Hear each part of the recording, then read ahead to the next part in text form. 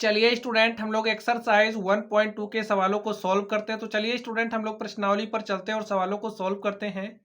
तो स्टूडेंट आप लोग क्वेश्चन नंबर 1 को पढ़िए और देखिए इसमें क्या कहा जा रहा है।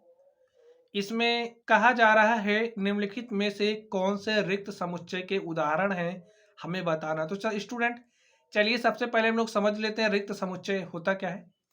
तो चलिए हम लोग देख लेते हैं रिक्त समुच्चय क्या होता है।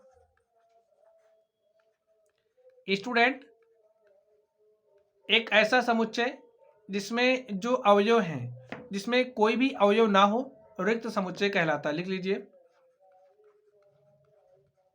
ऐसा समुच्चय जिसमें एक भी अवयव ना हो, जिसमें एक भी अवयव ना हो,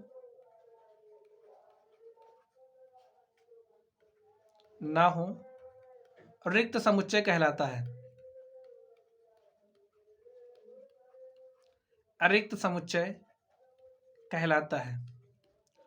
और जो स्टूडेंट रिक्त समुच्चय होता है उसको हमारा जो रिप्रेजेंट करने का तरीका होता है, इस तरीके से हम लोग रिक्त समुच्चय को दिखाते हैं, या फिर आप लोग कुछ इस तरीके से फाइल लिख करके रिक्त समुच्चय को दिखा सकते हैं। तो चलिए यहाँ पर हमारे जो क्वेश्चंस दिए गए हैं हम लोग इनमें देखते हैं कि कौन हमारा रिक्त समुच्चय का उदाहरण है और कौन सा नहीं है। तो यहाँ पर आप लोग ध्यान से देखिए इसमें क्या कहा जा रहा है, दो से भाज्य विषम प्राकृत संख्याओं का समुच्चय। तो स्टूडेंट सबसे पहले हम लोग दो से भाज्य संख्याओं को देख लेते हैं। दो से जो हमारी भाज्य संख्याएं हैं, तो चलिए लिख लेते हैं, आप लोग बात को समझ लीजिए।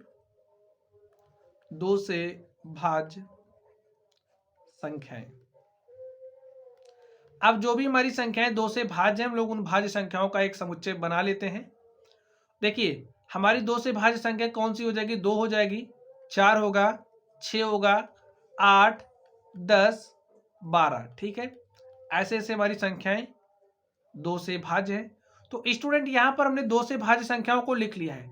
अब आप लोग इसमें देखिए क्या दो से भाज्य कोई भी विषम प्राकृत संख्या हमारे पास मिल रही है, यहां से नहीं मिल रही है।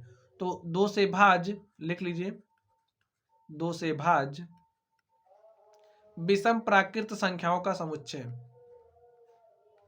विषम प्राकृत संख्याओं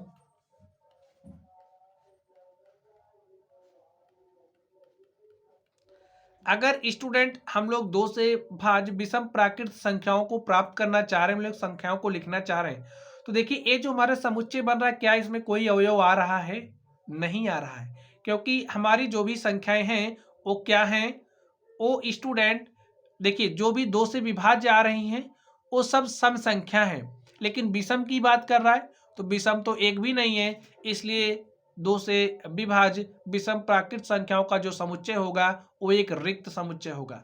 तो एक इसका उदाहरण है, एक रिक्त समुच्चय का उदाहरण है। चलिए अब हम लोग इसकी बात कर लेते हैं, इसके दूसरे नंबर की। इसमें देखिए क्या कहा जा रहा है, सम अभाज्य संख्याओं का समुच्चय। तो स्टूडेंट अगर हम सम अभाज्य संख्याओं की बात करें तो हमारी दो एक ऐसी संख्या होती है जो अभाज्य भी है और सम संख्या है। तो इसका जब आप लोग समुच्चय प्राप्त करोगे तो आपको कुछ इस तरीके से मिलेगा। और ये जो समुच्चय हमारा बना है इसमें आप देख पा रहे हैं इसमें हमारे पास एक अवयव है, इसलिए हम कह सकते हैं कि ये जो हमारा समुच्चय है ये क्या है, रिक्त नहीं है, अर्थात एक अरिक्त समुच्चय। ठीक है, चलिए आगे बात करते हैं हम लोग। यहाँ पर अब आप लोग इसके अगले नंबर को ध्यान से देखिए, थर्ड नंबर में इसमें क्या बात कही जा रही है। इसमें कहा जा रहा है x सच दैट x एक प्राकृत संख्या है और जो x है वो छोटा है 5 से और साथ ही साथ x बड़ा है 7 से। तो स्टूडेंट ये हमारा जो समुच्चय है ये हमारा समुच्चय निर्माण विधि में लिखा गया है, इसको हम लोग रोस्टर फॉर्म में लिख लेते हैं। तो चलिए इसको रोस्टर फॉर्म में लिखते हैं। इसमें क्या बात कही जा रही है, जो x का मान है वो छोटा है 5 से। अब अगर x का मान छोटा है 5 से, इसका मतलब आप क्या समझोगे भाई, x का मान 5 से छोटा है यानी कि x हमारा क्या क्या हो सकता है, 4 हो सकता है, 3 हो सकता है, 2 हो सकता है और 1 हो सकता है। ठीक है, और आगे क्या कह रहा है, साथ ही साथ जो x का मान है वो बड़ा है 7 से, भाई x ग्रेटर है 7 से। तो इस केस में क्या क्या हो सकता है x का मान, 7 से बड़ा यानी कि 8 होगा, 9 होगा, 10 होगा। तो स्टूडेंट यहां से आप क्या देख पा रहे हो, देखिए x सच दैट x एक प्राकृत संख्या है और ऐसी प्राकृत संख्या है कि जो x है उसका मान 5 से छोटा और 7 से बड़ा है। तो आप लोग देख पा रहे हैं क्या ये जो हमारा समुच्चय बनेगा इसमें एक भी अवयव आएगा? नहीं आएगा। तो इसलिए हम कह सकते हैं कि ये जो हमारा समुच्चय है एक कैसा है? एक रिक्त समुच्चय है। ठीक है, चलिए अब हम लोग इसके चौथे नंबर पर चलते हैं और देखते हैं इसका सॉल्यूशन क्या होगा।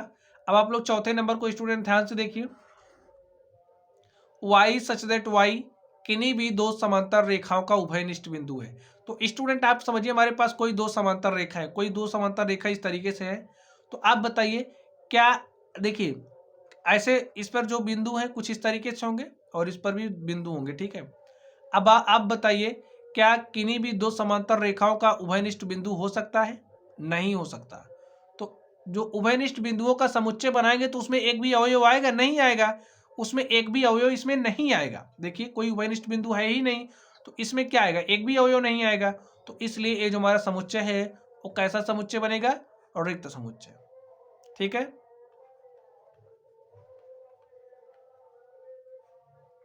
ठीक है, तो ये हमारा रिक्त समुच्चय है। तो स्टूडेंट हमारा कौन कौन सा हमसे इसमें क्या कहा जा रहा था, निम्नलिखित में कौन से रिक्त समुच्चय है? तो जो हमारा फर्स्ट नंबर है, हमारा जो थर्ड नंबर है और जो हमारा 4 नंबर है ये क्या है? रिक्त समुच्चय है। तो स्टूडेंट आप देख सकते हैं इस तरीके से ये जो हमारा क्वेश्चन नंबर 1 था हमने इसको सॉल्व कर लिया है। चलिए अब लोग दूसरे नंबर पर चलते हैं और देखते हैं स्टूडेंट दूसरे नंबर का सोल्यूशन क्या होगा। अब इसमें देखिए क्या बात कही जा रही दूसरे नंबर में, निम्नलिखित समुच्चयों में से कौन परिमित और कौन अपरिमित है? हमें क्या बताना है? परिमित और अपरिमित समुच्चय। चलिए हम देखते हैं परिमित समुच्चय क्या होता है और अपरिमित समुच्चय क्या होता है। स्टूडेंट आप समझिए अगर हमारे पास कोई रिक्त समुच्चय है, ठीक है, कोई रिक्त समुच्चय है या फिर कोई एक ऐसा समुच्चय है जिसमें अवयवों की संख्या क्या है? निश्चित है। अवयवों की संख्या निश्चित है,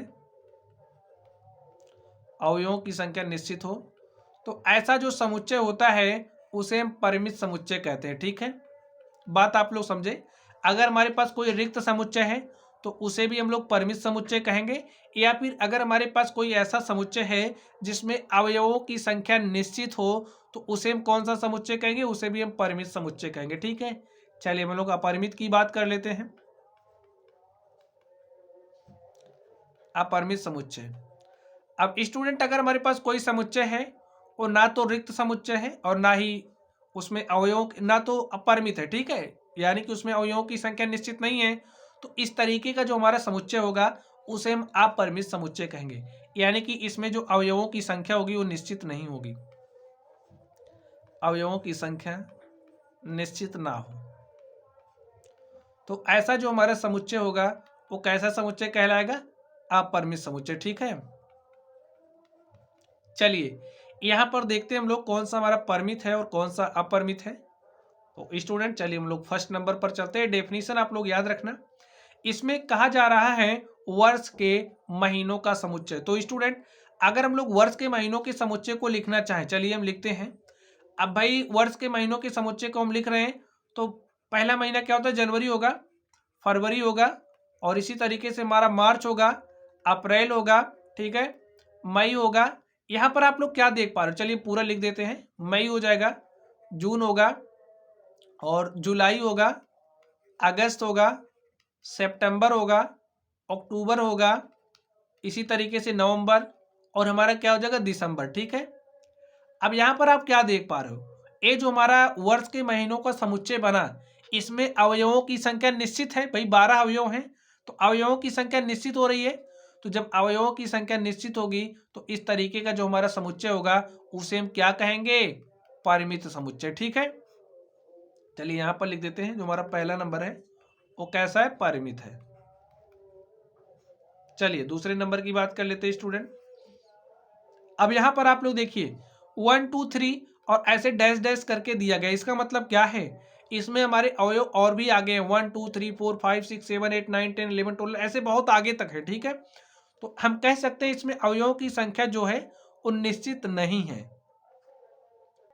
अवयवों की संख्या निश्चित नहीं है स्टूडेंट, इसलिए ये जो हमारा समुच्चय है एक कैसा हो गया, अपरिमित समुच्चय हो गया। चलिए हम लोग थर्ड नंबर की बात कर लेते हैं। यहाँ पर ये जो थर्ड नंबर आप देख रहे हो इसमें 1 2 3 ऐसे आगे तक जाएगा, लेकिन देखिए 100 पे हमारा क्या हो जा रहा है, समाप्त हो जा रहा है। अवयवों की संख्या यहाँ पर क्या हो जा रही है, निश्चित हो जा रही है। ठीक है, तो ये हमारा कैसा समुच्चय हो जाएगा, निश्चित इसे हम क्या कहेंगे, इसे हम परिमित समुच्चय कहेंगे। अवयवों की संख्या निश्चित है तो इसलिए जो हमारा समुच्चय कैसा हो जाएगा, परिमित हो जाएगा। चलिए अब हम लोग इस चौथे नंबर की बात कर लेते हैं। यहाँ पर ध्यान से देखिए, इसमें कहा जा रहा है 100 से बड़े धन पूर्णांकों का समुच्चय। स्टूडेंट सब 100 से बड़े अगर हम धन पूर्णांकों का समुच्चय प्राप्त करेंगे तो हमारे पास देखिए क्या क्या आएगा समुच्चय के रूप में, 101 102 ऐसे धन पूर्णांकों की बात की जा रही है। 101 102 103 104 105 भाई सभी 100 से बड़े हो जाएंगे। और ऐसे ऐसे इसमें जो अवयव होंगे, अवयवों की संख्या अनिश्चित होगी। और जब अवयवों की संख्या अनिश्चित होगी तो हमारा जो समुच्चय होता है, ऐसे समुच्चय को क्या कहते हैं, अपरिमित समुच्चय कहते हैं। ठीक है, चलिए इस पांचवें नंबर की बात कर लेते हैं। इसमें देखिए क्या बात कही जा रही है, 99 से छोटे अभाज्य पूर्णांकों का समुच्चय। तो स्टूडेंट अब 99 से छोटे अभाज्य पूर्णांकों की बात की जा रही है, तो 99 से छोटे हम अभाज्य पूर्णांकों पर आएंगे। तो यहाँ पर आप लोग क्या देख पा रहे हो, 99 से छोटे आएंगे, 1 पर रुक जाएंगे भाई, अभाज्य पूर्णांकों की बात कही जा रही है। तो इसमें जो हमारा जो समुच्चय होगा वो कैसा हो जाएगा, परिमित हो जाएगा, क्योंकि अवयवों की संख्या क्या हो जा रही है, निश्चित हो जा रही है। ठीक है, तो स्टूडेंट इस तरीके से ये जो हमारा क्वेश्चन नंबर 2 था हमने इसको सॉल्व कर लिया है। चलिए अब हम लोग अगले नंबर पर चलते हैं और देखते हैं अगले नंबर का सोल्यूशन क्या होगा। ठीक है स्टूडेंट, चलिए अब हम लोग अगले नंबर पर चलते हैं और देखते हैं अगले नंबर का सोल्यूशन क्या होगा। तो स्टूडेंट आप लोग क्वेश्चन नंबर 3 को ध्यान से देखिए, इसमें क्या बात कही जा रही है। निम्नलिखित समुच्चयों में से प्रत्येक के लिए बताइए कि कौन परिमित है और कौन अपरिमित है। हमें परिमित और अपरिमित इसमें भी बताना है। तो चलिए हम लोग फर्स्ट नंबर को ध्यान से देखते हैं। इसमें क्या कहा जा रहा है, एक्स अक्ष के समांतर रेखाओं का समुच्चय। तो स्टूडेंट ए हमारी समझिए क्या होगी, अक्षें हो गई। ए हमारी एक्स अक्ष हो गया, ए हमारा वाई अक्ष हो गया। एक्स अक्ष के समांतर बात कही जा रही है, तो चलिए हम लोग एक्स अक्ष के समांतर बात कर। देखिए एक्स अक्ष के समांतर ए हमारी एक्स अक्ष है और इसके समांतर इस तरीके से हमारी रेखाएं बनेगी और इन्हीं रेखाओं का हमें समुच्चय प्राप्त करना है।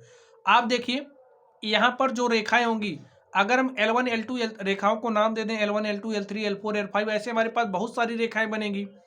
और आप देख पा रहे हो जो रेखाएं होंगी इनका जो अवयव है, रेखाओं की संख्या बहुत ज़्यादा हो जाएगी, यानी कि अनिश्चित हो जाएगी, हम काउंट नहीं कर पाएंगे।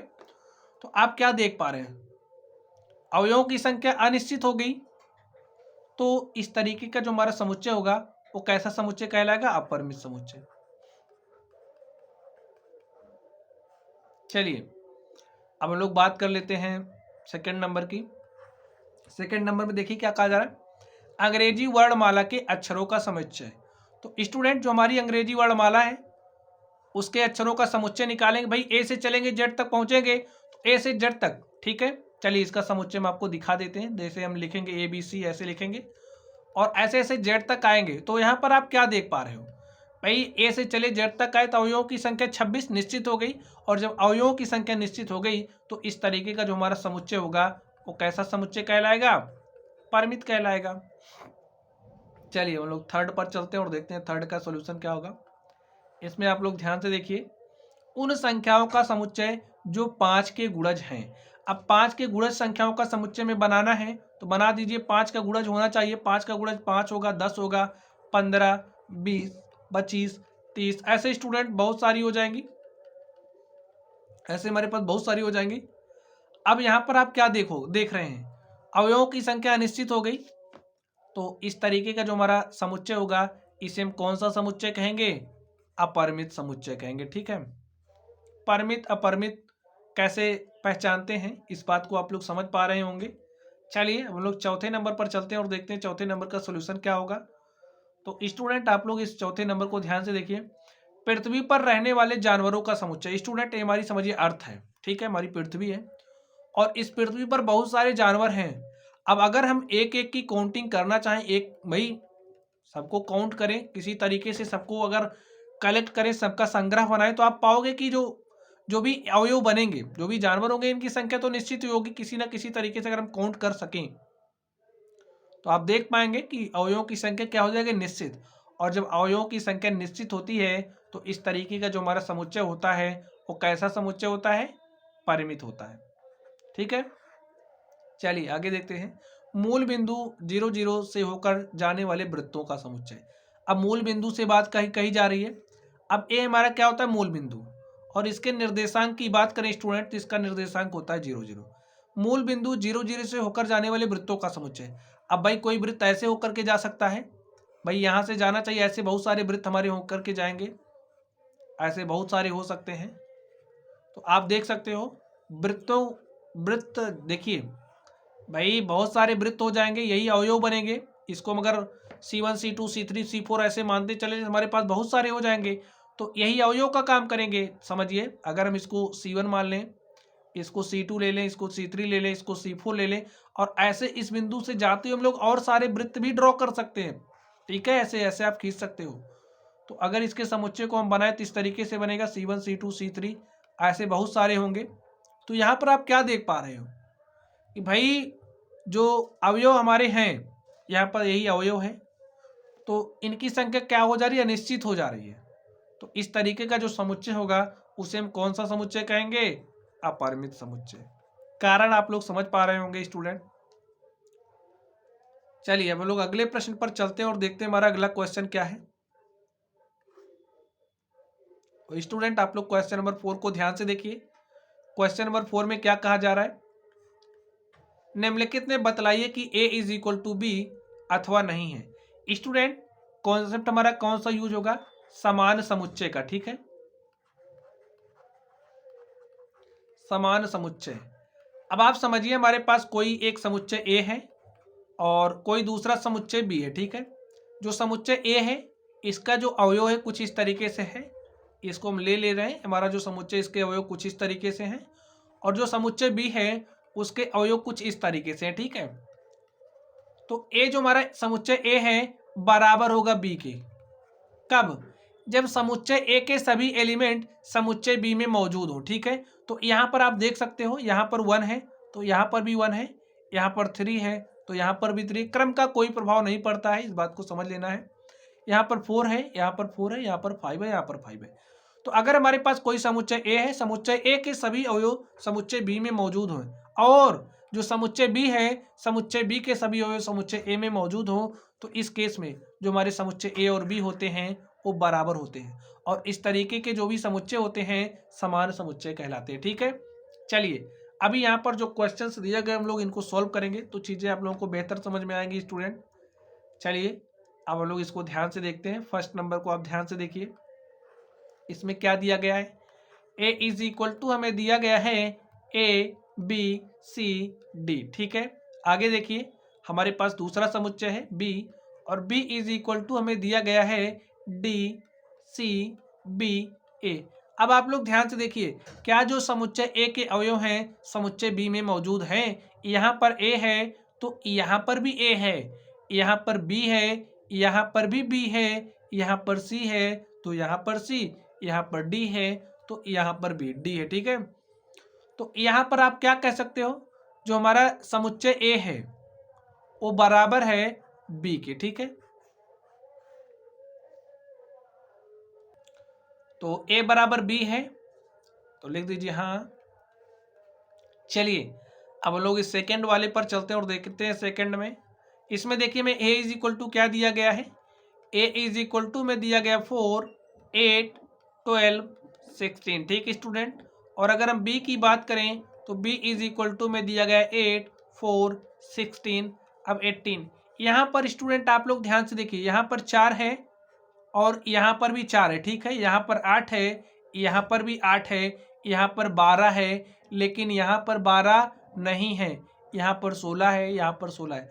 अब आप क्या देख पा रहे हो, जो हमारा यहाँ पर आप क्या देख पा रहे हो, अवयव एक, ये जो हमारा समुच्चय ए है, इस समुच्चय ए के जो भी अवयव हैं समुच्चय बी में मौजूद नहीं है। ठीक है, तो यहाँ पर हम कह सकते हैं जो हमारा ए है वो नॉट इक्वल टू है बी के, यानी कि ए बराबर नहीं है बी के। ठीक है, ए और बी समान समुच्चय नहीं है।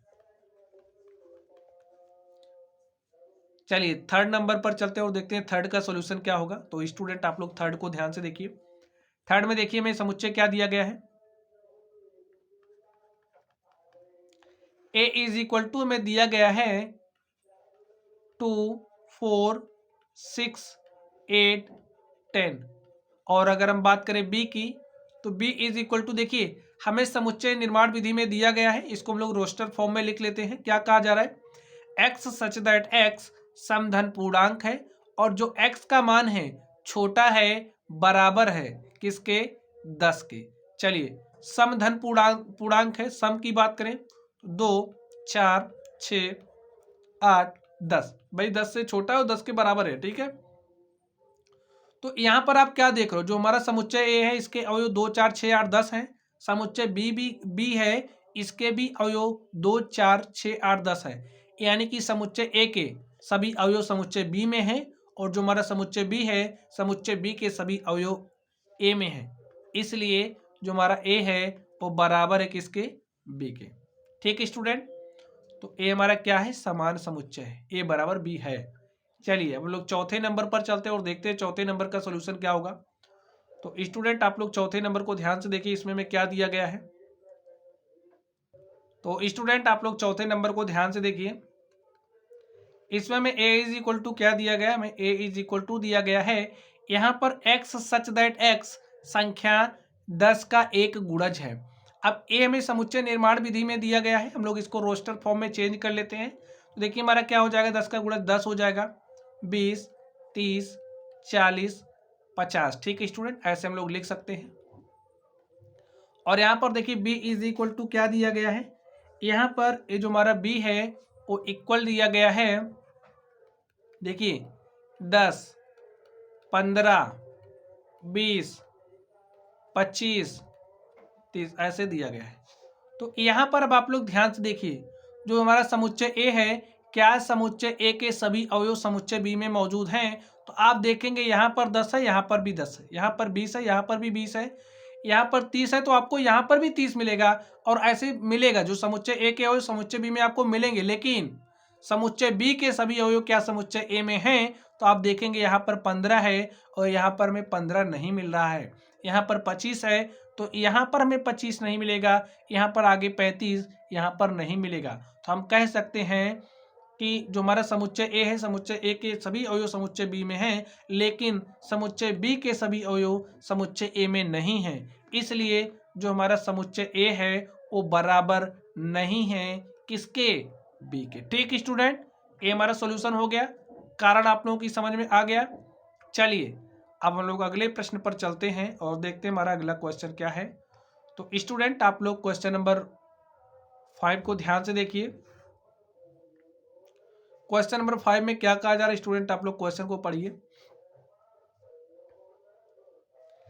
क्या निम्नलिखित समुच्चय युग्म समान है, कारण सहित बताइए। तो हमें बताना है यहाँ पर हमें जो समुच्चय का युग्म दिया गया है क्या वो समान है अथवा नहीं, कारण सहित बताना है। ठीक है, चलिए हमें देखिए ए इज इक्वल टू क्या दिया गया है, ए इज इक्वल टू हमें दिया गया है 2 3। हमारा जो समुच्चय ए है इसके अवयव 2 और 3 है। यहाँ पर देखिए जो हमारा समुच्चय बी है, समुच्चय बी में देखिए ए में क्या दिया गया, एक्स सच दैट एक्स समीकरण x square plus 5x plus 6 बराबर 0 का एक हल है। तो यहाँ पर ये जो समीकरण हमें दिया गया है, भाई बी जो समुच्चय बनेगा इसका एक हल है, तो इसका हल हम लोग निकाल लेते हैं। देखिए हमारे पास क्या, x square plus 5x plus 6 is equal to 0। इसको आप हल करिए, देखिए क्या हो जाएगा, एक्स स्क्वायर प्लस इसका हम गुणनखंड कर दे रहे हैं, x square plus 3x plus 2x plus 6 is equal to 0। यहाँ पर देखिए हमने x को कॉमन किया तो क्या बचा, x प्लस 3, और यहाँ पर देखिए हमने 2 को कॉमन किया तो यहाँ पर x 2 3 6 इज इक्वल टू 0। यहाँ पर x प्लस 3, यहाँ पर x प्लस 3, हमने x प्लस 3 को कॉमन किया और यहाँ पर देखिए बचेगा क्या, x plus 2 is equal to 0। और स्टूडेंट यहाँ पर देखिए अगर हमारा x plus 3 is equal to 0 है तो x इज इक्वल टू क्या आ गया, -3। और यहाँ पर देखिए अगर हमारा x plus two is equal to 0 है, तो x is equal to minus क्या आ गया, 2 आ गया। एक्स का मान -3 -2 आ गया है। अब यहाँ पर देखिए लिख दीजिए -3 और -2।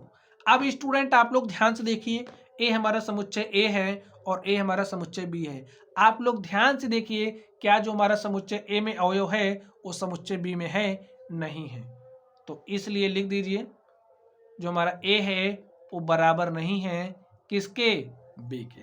ठीक है, चलिए कारण समझ में आ गया ना भाई। समुच्चय ए के सभी अवयव क्या समुच्चय बी में है, नहीं है, और समुच्चय बी का भी अवयव ए में होना चाहिए, तो ऐसा भी नहीं हो रहा। चलिए देखिए दूसरे नंबर को, इसके दूसरे नंबर में ध्यान से देखिए क्या दिया गया है, हमें दिया गया है ए हमारा क्या है। अब यहाँ पर देखिए समुच्चय निर्माण विधि में लिखा गया है, इसको हम रोस्टर फॉर्म में चेंज कर लेते हैं। तो चलिए हम इसको रोस्टर फॉर्म में चेंज कर लेते हैं। यहाँ पर देखिए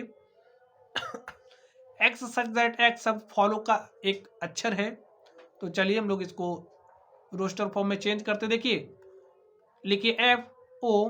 अब समुच्चय जब रोस्टर फॉर्म में लिखते हैं तो हमारा कोई अक्षर दोबारा नहीं आता है, ठीक है। किसी अक्षर को हम एक ही बार लिखते हैं। तो जैसे यहाँ पर एल 2 बार है तो हम एक ही बार लिखेंगे। यहाँ पर हम ओ को लिख चुके हैं तो यहाँ पर हम ओ को नहीं लिखेंगे, बाकी डब्ल्यू है तो डब्ल्यू को लिख दीजिए। ठीक है, चलिए बी देखिए में क्या दिया गया है, B Y such that Y शब्द ओल्फ का एक अक्षर है, ओल्फ लिख दीजिए रोस्टर फॉर्म में इसको। तो इस तरीके से हो गया, ठीक है, ओल्फ।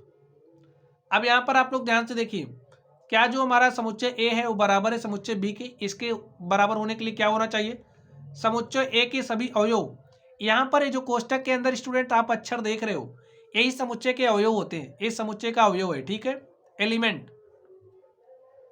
चलिए यहाँ पर आप ध्यान से देखिए, अब क्या देखिए डब्ल्यू यहाँ पर है, डब्ल्यू देखिए समुच्चय ए के सभी अवयव समुच्चय बी में होने चाहिए, और समुच्चय बी के समुच्चय बी के सभी अवयव ए में होने चाहिए।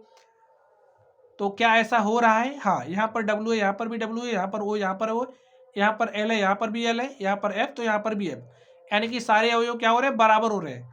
तो इसलिए क्या हो जाएगा, जो हमारा ए है वो बराबर होगा बी के। ठीक है, तो हमें बताना था, हमने बता दिया। तो चलिए हम लोग अगले नंबर पर चलते हैं और देखते हैं अगले नंबर का सोल्यूशन क्या होगा। ए युग्म समान है और ए हमारा क्या है, समान नहीं है। तो चलिए स्टूडेंट अब हम लोग अगले प्रश्न पर चलते हैं और देखते हैं हमारे अगले प्रश्न का सोल्यूशन क्या होगा। तो स्टूडेंट यहाँ पर क्वेश्चन नंबर 6 आप लोगों के सामने, क्वेश्चन नंबर 6 को आप लोग पढ़िए। देखिए इसमें क्या कहा जा रहा है, नीचे दिए हुए समुच्चयों में से समान समुच्चयों का चयन कीजिए। अब यहाँ पर हमें ऐसे बहुत सारे समुच्चय दिए गए हैं, इनमें से कौन कौन समुच्चय किसके बराबर है हमें दिखाना है। तो चलिए हम इस ए समुच्चय को लेते हैं। यहाँ पर आप लोग ए को ध्यान से देखिए। अब ए के सभी अवयव जिस समुच्चय में मिलेंगे वही हमारा समान होगा। यहाँ पर ए देखिए 2 4 8 12 है, और आप यहाँ पर ध्यान से देखिए 2 4 8 12, क्या आपको कहीं दिख रहा है, नहीं दिख रहा है। चलिए हम बी पर चलेंगे। बी में ध्यान से देखिए 1 2 3 4 और 1 2 3 4, यानी कि ए जो हमारा बी है, ए जो हमारा बी है, ए बराबर किसके, डी के। देख लीजिए आप ध्यान से, चलिए लिख लेते हैं। जो हमारा समुच्चय बी है वो बराबर है डी के। बी बराबर डी क्यों, क्योंकि क्यों है, कारण आप बताइए। देखिए इसके सभी अवयव इसमें हैं और इसके सभी अवयव इसमें हैं, इसलिए जो हमारा बी है वो बराबर है डी के। ठीक है, अब आगे ध्यान से देखिए, यहाँ पर चलिए इसमें देखते हैं 4 8 12 14 कहीं पर है, नहीं है। चलिए ई में देखिए, ई हमारा क्या है, -1 और 1 है। जी में देखिए तो ए हमारा जो ई है वो बराबर किसके, जी के। ठीक है, हमारा जो ई है वो बराबर है जी के। क्यों बराबर है, क्योंकि ई समुच्चय जो है इसके सभी अवयव जी में है और जी के सभी अवयव ई में है, इसलिए जो हमारा ई है वो बराबर है जी के। तो चीज़ों को स्टूडेंट आप लोग समझ गए होंगे। तो इस तरीके से ये जो हमारी प्रश्नावली थी, हमने इस प्रश्नावली के सभी सवालों को सॉल्व किया स्टूडेंट। तो चलिए आप लोग पढ़ते रहिए। अगर आप लोगों को कोई भी डाउट हो तो आप लोग कमेंट बॉक्स में कमेंट करना। वीडियो पसंद आए वीडियो को लाइक कीजिएगा, चैनल पर नए हो तो चैनल को सब्सक्राइब कीजिएगा। तो चलिए स्टूडेंट आप लोग पढ़ते रहिए। Thank you.